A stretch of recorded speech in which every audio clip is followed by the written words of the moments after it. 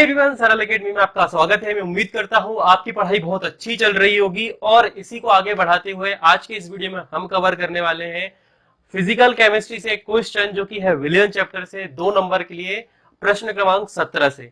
प्रश्न है क्वथनांक में उन्नयन को परिभाषित कीजिए एवं इसका मोललता से संबंध स्थापित करिए। ठीक है, सबसे पहले आपको यह मालूम होना चाहिए क्वथनांक में उन्नयन क्या होता है, इसकी परिभाषा, और फिर उसका संबंध स्थापित करना है किससे, मोललता से। तो बहुत गहरा संबंध है इन दोनों का जिसे हमें प्रूव करके बताना है। सबसे पहले क्वथनांक में उन्नयन क्या होता है इसकी परिभाषा देखते हैं। जब किसी वाष्पशील पदार्थ में, यानी कि ऐसा पदार्थ जिसकी वाष्प बन सकती है, उसमें अवाष्पशील पदार्थ घोला जाता है, यानी कि सॉलिड, नमक, शक्कर, जो भी आपके आसपास मौजूद हो, जैसे कि पानी वाष्पशील पदार्थ, अवाष्पशील पदार्थ नमक, ग्लूकोज, ये सब सारी चीजें आपस में घोली जाती है तो उस स्थिति पर वाष्प दाब में कमी आती है। किसकी? अब जब दो चीजें आपस में मिल गई तो वो बन जाती है विलयन। तो विलयन के वाष्प दाब में आ जाती है कमी।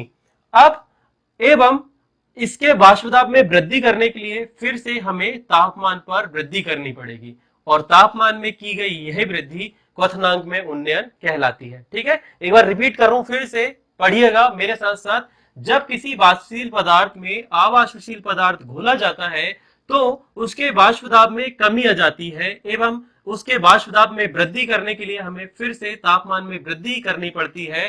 तापमान में की गई इसी वृद्धि को क्वथनांक में उन्नयन कहा जाता है। इसका उदाहरण हर रोज आपके घर में आप लोग देखते हो, यदि नहीं देखा है तो अभी जाके प्रैक्टिकल करके देखिए। 4 बजे ये वीडियो अपलोड होगा और जिसके घर में 5 बजे चाय बनती है तो वो डायरेक्टली जाके देख सकता है। एक वो क्या बोलते हैं उसको, गंजे में जो भी आपके घर में बर्तन हो उस पर 1 गिलास पानी लीजिए, ठीक है, उसको बॉईल करिए और जैसे ही वो बॉईल होना चालू हो उस पर 1 चम्मच शक्कर या फिर 1 चम्मच से ज्यादा शक्कर मिलाइए, देखिए वो बॉईल होना बंद हो जाएगा। तो यही जो बॉईल होना बंद हुआ ना, अब वापस से इसे बॉईल करने के लिए आपको टेम्परेचर में वृद्धि करनी पड़ेगी और यही जो वृद्धि आपने करी वही होती है क्वथनांक में उन्नयन। ठीक है, किचन से लेके केमिस्ट्री तक सब आपसे जुड़ा हुआ है, बस आपको सही उदाहरण पता होना चाहिए। नाउ उदाहरण भी आपको इसका लिखना, क्योंकि 4 नंबर वाले प्रश्न में है, 2 नंबर के लिए प्रश्न है तो हम 2 नंबर के हिसाब से ही इसे करेंगे, मगर थोड़ा ज्यादा लिखेंगे। उदाहरण, पानी का क्वथनांक 100 डिग्री सेल्सियस होता है, परंतु जब हम इसमें नमक यानी कि अवाष्पशील पदार्थ, आप नमक भी लिख सकते हैं, शक्कर भी लिख सकते हैं, ग्लूकोज भी लिख सकते हैं, मिलाते हैं तो पानी का बॉइल होना कम हो जाता है। वापस से बॉइल यानी कि बॉइलिंग पॉइंट बढ़ाने के लिए हमें तापमान पे वृद्धि करनी पड़ती है, ये फैक्ट है। ठीक है, अब क्वथनांक में उन्नयन को डेल्टा बी से प्रदर्शित किया जाता है एवं इसका सूत्र होता है टीबी बराबर के बी इंटू एम, और यही आपको प्रूफ करके बताना है। ठीक है, अब ध्यान से समझना, पानी शुद्ध अवस्था में था। ठीक है, अब जो मैं यहां पर आपको लिख के समझाने वाला हूं वो बोल के पहले ही बता देता हूं। पानी एक शुद्ध विलायक था, ठीक है, उसमें आपने एक अवाष्पशील पदार्थ मिला दिया जिससे हुआ विलयन का निर्माण। तो क्या मैं ये कह सकता हूं कि आप जितना अवाष्पशील पदार्थ शुद्ध विलायक में मिलाएंगे उसके वाष्प दाब में कमी आएगी और जितनी वाष्प दाब में कमी आएगी उतना ही अधिक क्वथनांक में उन्नयन होगा। ठीक है, यानी कि मैं ये कह सकता हूं कि क्वथनांक में उन्नयन समानुपाती होगा विलय की मोललता के। ठीक है, विलय की मोललता नहीं होती, सिर्फ मोललता होती है, तो हम ये बोलेंगे क्वथनांक समानुपाती होता है मोललता के। ठीक है, टीबी समानुपाती होता है एम के। ठीक है, यहां पर हम लिख भी देते हैं कि आप कुछ इस प्रकार से आगे की लाइनें लिखेंगे, टीबी डेल्टा टीबी समानुपाती होता है स्मॉल एम के। कोई कैपिटल एम करके नहीं आएगा, कैपिटल एम का मतलब होता है मोलरता, और जैसी कैपिटल एम करे एग्जामिनर वहां पे मारेगा गोला और नंबर कर देगा कट। ओके, यहां तक आप सभी को ये चीज समझ में आ गई होगी। अब हैंस प्रूव करके दिखाते हैं कि संबंध क्या है। संबंध तो मैंने अभी आपको बोल के बता दिया, उसे आपको लिखना है। फटाफट से इतना लिखो, देखो, समझो, जो करना है करो, स्क्रीनशॉट लेना है लो, पर परीक्षा में जब प्रश्न आए तो ऐसा ही टीप के आ जाना और जो मैंने उदाहरण दिया वही लिख देना। ठीक है, मैं बिल्कुल ऐसी उम्मीद करता हूं कि आपको यहां तक समझ में आ गया होगा, और यदि आ गया होगा तो फटाफट से यहीं पर लाइक करो वीडियो, क्योंकि आगे और भी ज्यादा हम इसे इजी करने वाले हैं। अभी गलती से मैंने थोड़ा सा क्वेश्चन मिटा दिया है, इसके लिए कोई बात नहीं, हमें सिर्फ क्या करना है, संबंध स्थापित करना है। संबंध स्थापित करने के लिए मेरे को थोड़ा सा वर्ड मिटाना पड़ेगा और फिर लिखना पड़ेगा, तो you have to skip this part, otherwise आप चाहो तो बने रह सकते हो, मैं वीडियो कट कर दूंगा यहाँ से, ठीक है। तो मुझे कुछ थोड़ा बहुत लिखना पड़ेगा। अब आपको यहां पर लिखना है क्वथनांक में उन्नयन का मोललता से संबंध। उसके बाद में ये लाइन रहेगी, किसी शुद्ध विलायक में अवाष्पशील पदार्थ मिलाने पर उसके क्वथनांक में वृद्धि होती है। जितनी मात्रा में अवाष्पशील पदार्थ मिलाया जाएगा उतनी ही क्वथनांक में परिवर्तन होगा। इसीलिए हम कह सकते हैं क्वथनांक में उन्नयन समानुपाती होगा मोललता के। यहां पर ध्यान रहे, विलयन में विलायक और विलय की एक निश्चित मात्रा होनी चाहिए, उसी के अनुपात को हम क्या बोलते हैं, मोललता। ठीक है, यहां पर हमने जब समानुपाती का निशान हटाया तो हमारे पास में आया केबी। केबी एक स्थिरांक होता है जिसे आप ऐसे समझ सकते हैं कि मान लीजिए 1 किलोग्राम विलायक में हमने विलय के मोल जितने भी मिलाए, मतलब कि 1 किलोग्राम विलायक में 1 मोल यदि हम किसी भी अवाष्पशील पदार्थ का मिलाते हैं तो वही होता है स्थिरांक। ठीक है, ये इसकी परिभाषा होगी। नाउ टीबी में हमने जब समानुपाती का निशान आ जाए तो केबी आया और उसकी गुणा में आ गया एम, यानी कि मोललता। अब यहां पर हमने मोललता का बड़ा वाला सूत्र लिख दिया जो कि एक्स्ट्रा है, आप चाहो तो ना भी लिखो तो चलेगा। यहां आकर यह क्वेश्चन पूर्ण रूप से समाप्त हो जाता है और आपके 2 में से 2 नंबर पक्के हो जाते हैं। फटाफट से इसे भी देख लो, एक बार रिवाइज कर देता हूं। क्वथनांक में उन्नयन का मोललता से संबंध आपको लिखना है। उसके बाद में किसी शुद्ध विलायक में अवाष्पशील पदार्थ मिलाने पर उसके क्वथनांक में वृद्धि होती है। जितनी मात्रा में अवाष्पशील पदार्थ मिलाया जाएगा उतना ही क्वथनांक में परिवर्तन होगा। इसीलिए डेल्टा टी भी समानुपाती होगा एम के। ठीक, नौ समानुपाती का निशान जब हटेगा तो आएगा क्वथनांक। क्वथनांक की भी परिभाषा आपको रिकैप या रिपीट करके देखनी पड़ेगी। 10 सेकंड पीछे करो और देख लो, मैंने बोली है, और उसका गुणा कर देना है मोललता से। फिर मोललता का बड़ा सूत्र आप लिख देंगे। ये सूत्र इसलिए लिखा हूं क्योंकि इसकी आवश्यकता आपको अगले क्वेश्चन में फिर से पढ़ने वाली है, जिसे हम सॉल्व करेंगे जस्ट इस क्वेश्चन के बाद में। ठीक है, 2 नंबर के लिए दोनों प्रश्न आए हैं, तो चलिए अब उसे सॉल्व करते हैं। अब आपका अगला प्रश्न है 17वां नंबर का दूसरा प्रश्न, जो कि है एक सॉस पैन पात्र में 36 ग्राम ग्लूकोज को 1 केजी जल में घोला गया है, मतलब कि 1 किलोग्राम जल में घोला गया है। 1.013 बार दाब पर यह जल किस ताप पर उबलेगा, जबकि यह फिर आपको दिया हुआ है जल के लिए केबी बराबर 0.52 केजी मोल इनवर्स 1 है। ठीक है, ये बोल रहा है कि जल में यदि हम ग्लूकोज मिलाएं, यानी कि शुद्ध विलायक में एक अवाष्पशील पदार्थ मिलाएं, तो वह किस ताप पर उबलेगा। ठीक है, इसके पहले वाला जो प्रश्न था उसी से रिलेट करते हुए ही ये प्रश्न है। तो क्वथनांक में उन्नयन का केबी आपको दिया हुआ है, बाकी की चीजें आपको निकालनी है। तो सबसे पहले हम ये देखते हैं कि ग्लूकोज का सूत्र क्या होता है। ठीक है, कुछ चीजें थ्योरी पर लिखी होती है, उसका रासायनिक सूत्र आपको लिखना होता है। तो दिया है ग्लूकोज का होता है C6H12O6, कितने ग्राम में बेटा, 36 ग्राम। इसे बोला जाता है WB, यानी कि विलय का द्रव्यमान। इसके अलावा हमें आगे किसकी जरूरत पड़ सकती है इसमें, वो पड़ सकती है इसके अणुभार की जरूरत या फिर आणविक द्रव्यमान की जरूरत। अणुभार को परमाणु द्रव्यमान भी बोलते हैं, अणुभार भी बोलते हैं, या फिर आणविक द्रव्यमान भी बोलते हैं। आप तीनों शब्दों का प्रयोग कर सकते हैं। तो C6H12O6 का परमाणु द्रव्यमान होता है या अणुभार होता है 180 G मोल, जिसे कि आप लिखेंगे MB, और जल का द्रव्यमान आपको प्रश्न में ही दिया हुआ है जो कि है कितना, 1 केजी। मेन जो चीज थी, ग्लूकोज का रासायनिक सूत्र आपको लिखना था और उसका परमाणु द्रव्यमान या कि अणुभार कितना होता है वो लिखना था। अब जब आपको इतनी चीजें पता हो जाएंगी तो आप बहुत ही आसानी से निकाल सकते हो क्या,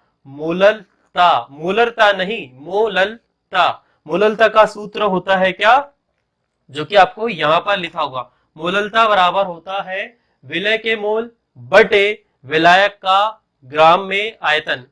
ठीक है, विलय के मोल बटे विलायक का ग्राम में आयतन। अब विलय के मोल के लिए भी सूत्र के लिए हमें 2 चीजों की आवश्यकता पड़ेगी। पहला एक तो हमारा ये और दूसरा ये, जिसका मान हमने यहां पर रखा और क्या निकाल लिया, मोललता, जो कि निकल कर आई 0.2 मोल केजी। मोललता की इकाई होती है मोल प्रति किलोग्राम, इसीलिए हमने यहाँ पर क्या लिखा है, मोल प्रति केजी, मोल ऑब्लिक केजी, यानी कि मोल प्रति किलोग्राम। नाउ अब हमारे पास में मोललता आ चुकी है। अब हमें पता है कि क्वथनांक में उन्नयन का सूत्र होता है टीबी बराबर केबी इंटू एम। तो केबी आपको प्रश्न में ही दिया हुआ है, जैसे कि हमने यहां पर भी लिख दिया है, मगर आपको टीबी ज्ञात नहीं करना है, सॉरी डेल्टा टीबी ज्ञात नहीं करना है, आपको ज्ञात करना है सिर्फ टीबी, यानी कि बॉइलिंग पॉइंट। कुछ चीजें आपको लॉजिकली या फिर साइंटिफिकली लिखी हुई मिल जाएगी यहाँ पर। जब आपको डेल्टा टीबी पता हो जाएगा तो फिर आपको सिर्फ टीबी ज्ञात करना होगा।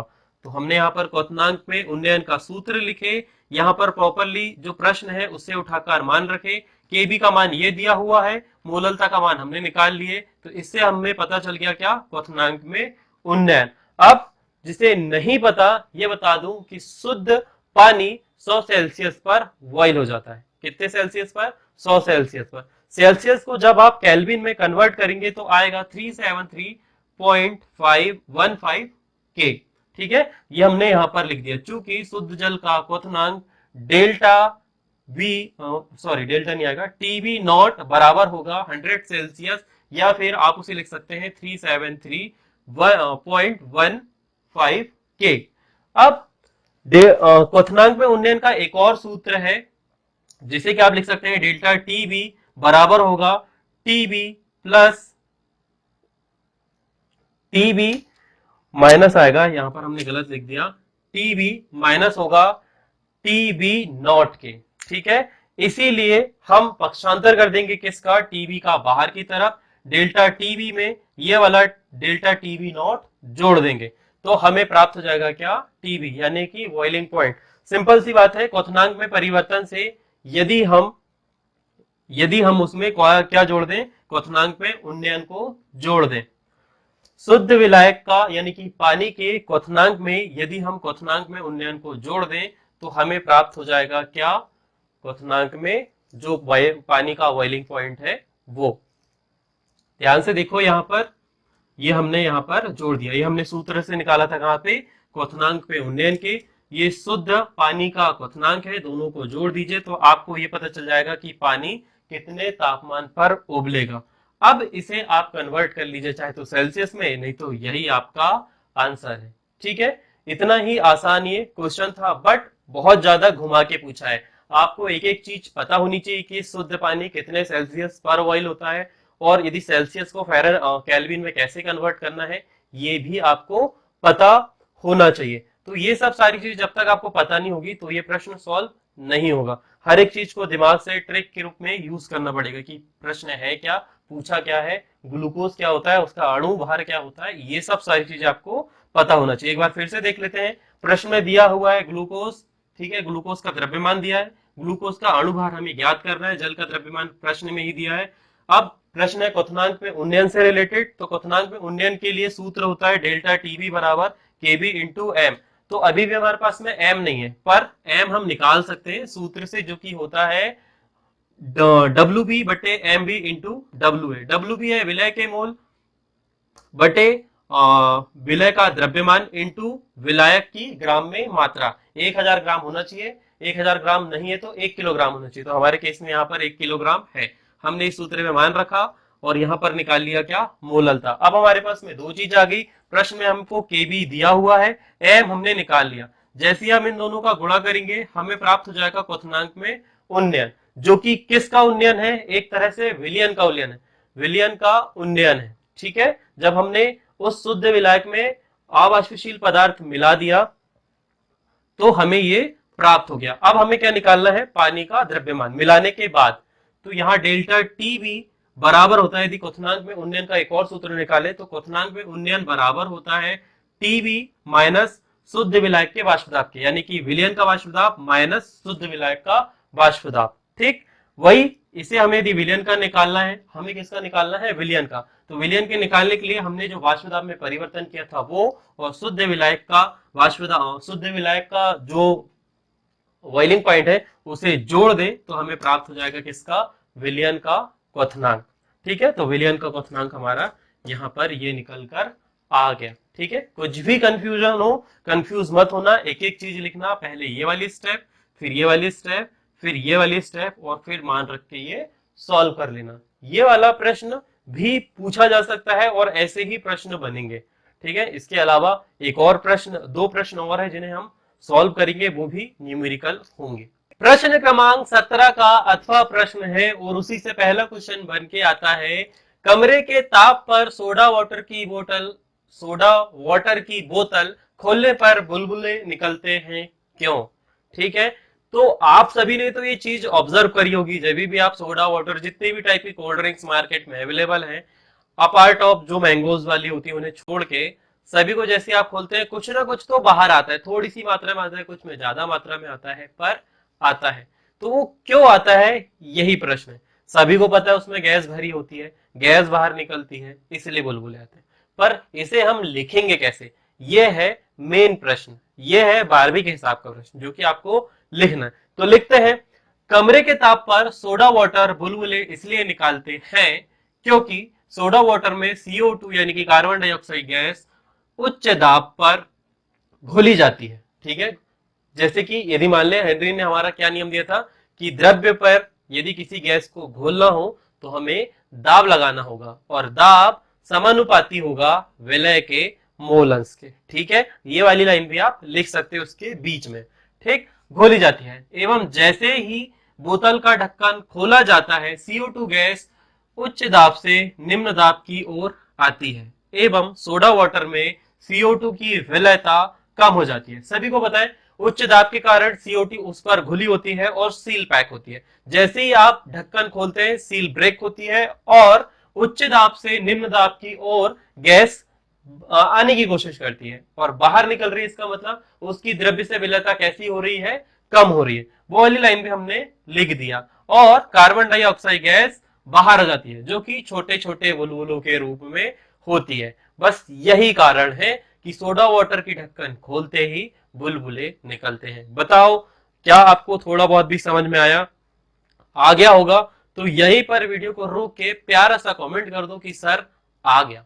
ठीक है, कम्युनिटी पोस्ट पे, वो जो नॉर्मली लाइव चैट चलती है उस पे नहीं लिखना है, प्रॉपर कमेंट करने की सर आ गया समझ।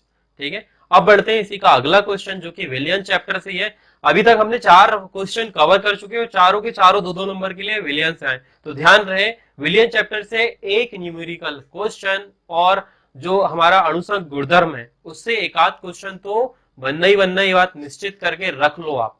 ठीक है, अब वो डायरेक्टली पूछ ले या इनडायरेक्टली पूछ ले, ये पूछ ले कि राउल्ट के नियम बताइए, या फिर ये पूछ ले हेनरी का नियम बताइए, या फिर उनके अनुप्रयोग बताइए, कुछ भी वहां से हो सकता है, या फिर अणुसंघ गुणधर्म में से एक न्यूमेरिकल क्वेश्चन आ सकता है बेटा। तो आपकी प्रैक्टिस ऐसी ही होनी चाहिए कि विलियन चैप्टर को सिर्फ फिजिकली नहीं रटना है, थोड़े बहुत न्यूमेरिकल भी सॉल्व करना है। और न्यूमेरिकल सॉल्व नहीं होते हैं तो कम से कम सारे सूत्र याद कर लेना, ताकि दिया है सूत्र और कुछ ना कुछ जमा के तो लिख के जाओ, कम से कम छोड़ के मत आना कि ना ही आपको सूत्र पता, ना ही आपको थ्योरी पता, और ना ही कैसे लिखते हैं ये पता।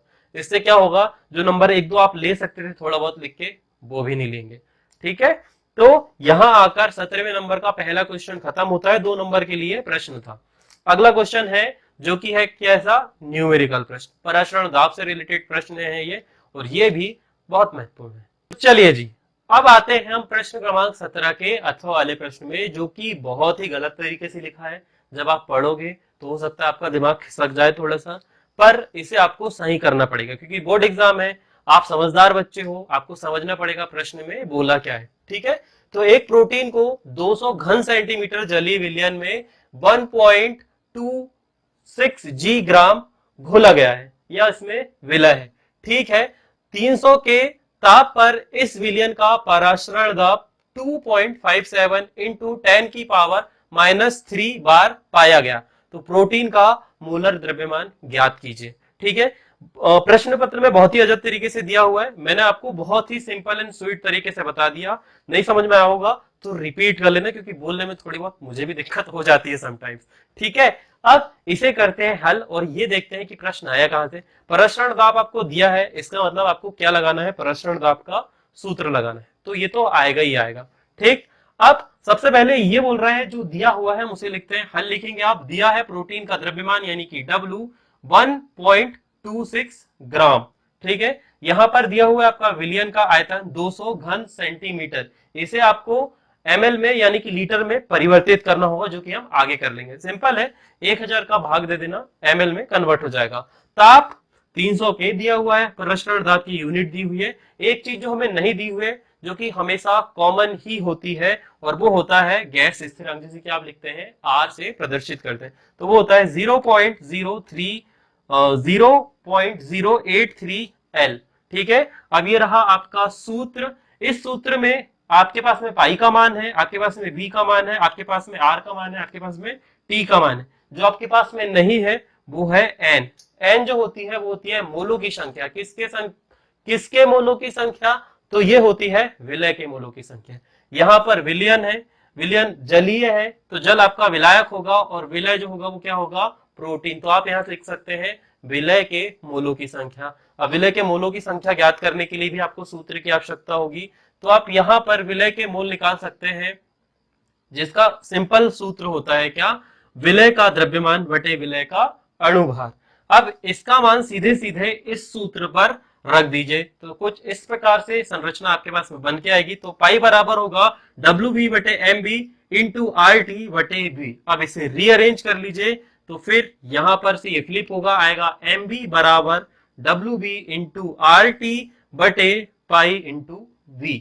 अब आपके पास में जो जो सूत्र में चीजें चाहिए थी वो सारी चीजें यहां पर है। एक एक करके W की जगह W का मान रखिए, R की जगह R का मान रखिए, T की जगह T का मान रखिए, ठीक है। उसके बाद में पाई का मान आपको दिया हुआ है, V का मान भी आपको दिया हुआ है। काय में दिया हुआ था? सेंटीमीटर में, तो इसके नीचे आपको 1000 का भाग देना है। मैंने डायरेक्टली इसे फ्लिप कर दिया है, भाग ना देते हुए सीधे ऊपर 1000 का गुणा कर दिया है, ठीक।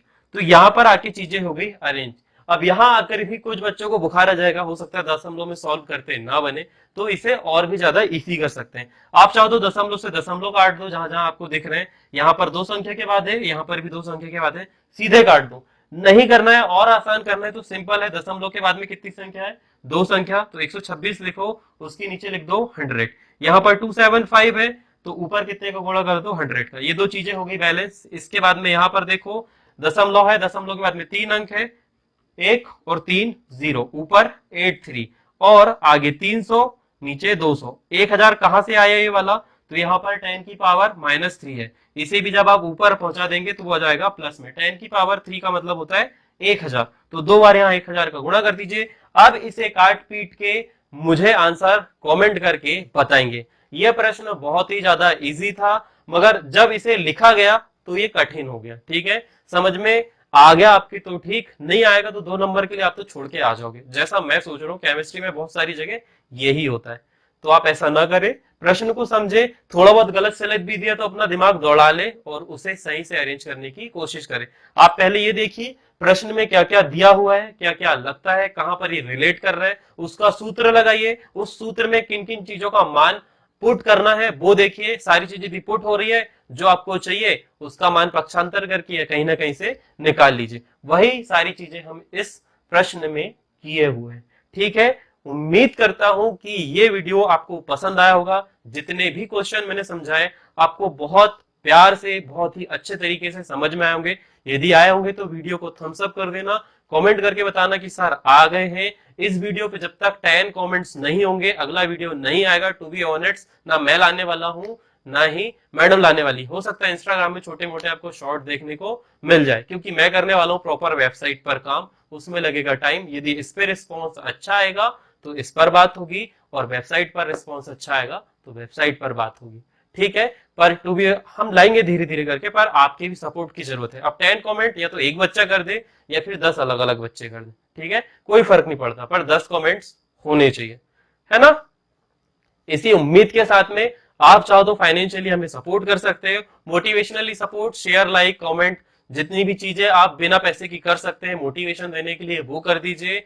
और परीक्षा तक अपना ध्यान रखिए, केमिस्ट्री का पेपर बिल्कुल नजदीक आ जाएगा, तब से पढ़ाई स्टार्ट नहीं करनी आपको, अभी से थोड़ा थोड़ा थोड़ा थोड़ा पढ़ते चलिए, ताकि परीक्षा के 1-2 दिन पहले तक दिमाग में बर्डन ना बढ़े। पता चला आप 1-2 दिन पहले से पढ़ रहे हो, परीक्षा वाले दिन भी आपने पढ़ा, सुबह जब आप परीक्षा देने गए तो पता चला आधे में नींद आ रही है और आधे प्रश्न आपने सिर्फ इस वजह से गलत कर दिए क्योंकि आपका ध्यान उचट गया। ठीक है, ध्यान कहीं और चला गया। बस इसी के साथ में ज्यादा ज्ञान देते ना हुए आपसे विदा लेना चाहूंगा। ध्यान रखिएगा अपना। राधे राधे।